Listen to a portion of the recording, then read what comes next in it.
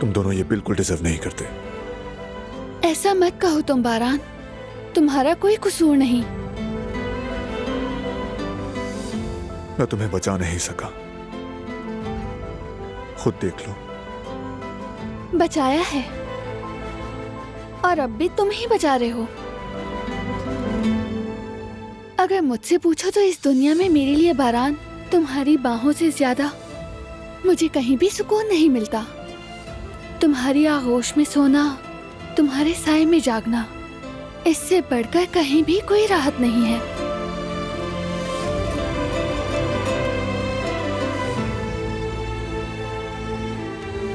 मैं बस तुम दोनों को खुश देखना चाहता हूँ। हम बहुत खुश हैं और देखो, हमारे बेटे को कुछ नहीं होगा, ये ठीक है। हो सकता है कि गैस हो गई हो इसे। अगर फिर से रोया तो डॉक्टर को बुला लेंगे फौरन। ठीक है, बल्कि दादी जान की जड़ी बूटियों वाली चाय पी लेती हूँ मैं। हो सकता है उससे कोई फायदा हो जाए। चलो साथ चलते हैं। ठीक है। मॉनिटर ले लो। रोएगा तो सुन लेंगे।